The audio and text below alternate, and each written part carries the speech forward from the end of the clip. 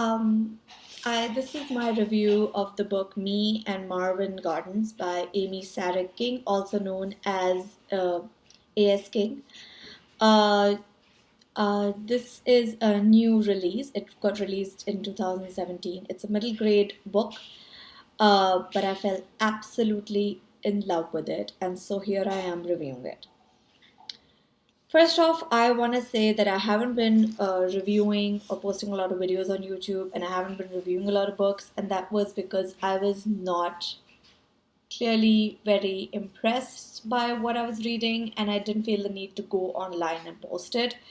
And mostly, I want to put up reviews for books that are current, that are 2017 releases, and that have really inspired me, or even older releases, but have really inspired me to come forward and make a video. This clearly is a winner in that aspect. It's wonderful, and I'm going to talk about it more in a little bit. First of all, I want to talk about A.S. King. A.S. King is a writer who's written many books, and she's known for a lot of books. I've not read most of her work except for I Crawl Through It, which I read last year. No, I read this year, earlier this year. And I'm embarrassed to say, but I didn't like it, and partly because I didn't understand it. I went through the whole book. I loved the writing style. I enjoyed it. It was such a nice, this very. She has a very earthy tone. I enjoyed it, but I did not enjoy the book. I didn't understand where the characters were going. I didn't understand what it was about. And I actually had to go on Goodreads to understand what it was about, even after reading the whole book. So clearly, I didn't enjoy it. This book, however, is a totally different story. Apparently, it's a very personal book. It's about her own experiences with her land, her cornfield, and what happened to it. Uh, the premise of this book is very simple. There's a boy who's around 10 years old. His name is Obi.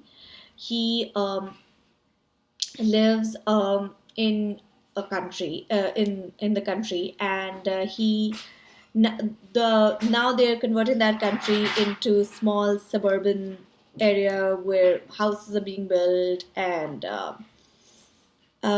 he is still in he treats that land still as his own because 100 years ago it was part of his family, and so he goes around cleaning it up. He picks up trash, he picks up things that can be recycled, and he recycles them. And uh, and he really cares about the land, he really cares about the world, and he really wants to make it clean and not pollute it. And he talks about recycling, and he talks about making it clean, and he talks about how this constant urbanization and building of homes and people going around and not being in one with the nature or with the land around them, they do not realize that they are depleting it of its resources and they're polluting it in the process. So anyway, on one of his cleaning uh, the visits, he comes across this animal that is part hog, part dog. It's a weird creature, nevertheless, and he becomes friends with it. And the animal eats plastic. So, whatever he's recycling, the animal can process it and digest it.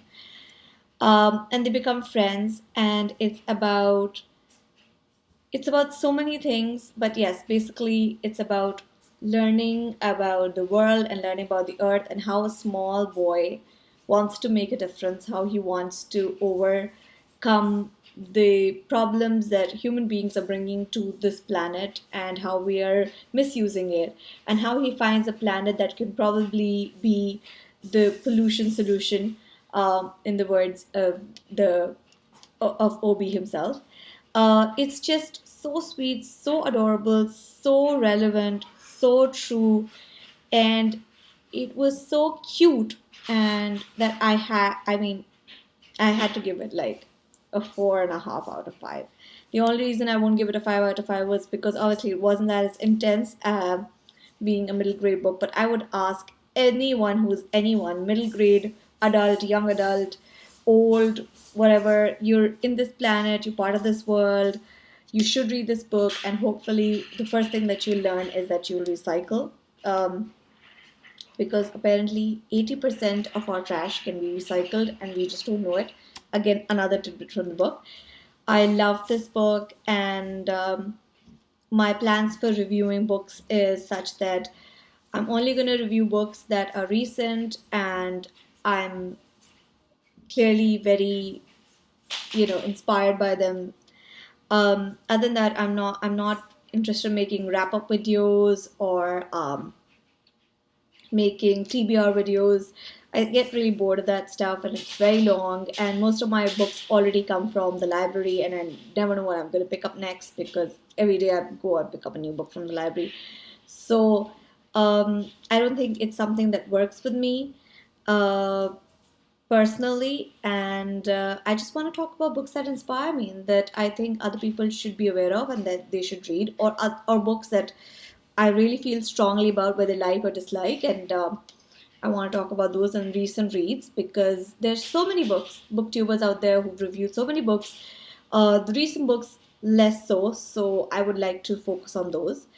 I have read a lot of books this year. I have read close to 30 books, but I do not feel the need to talk about each and every one of them. I will be posting more videos about eating products for kids and so on and so forth. If you would like to see something in particular, please let me know. And thank you for watching.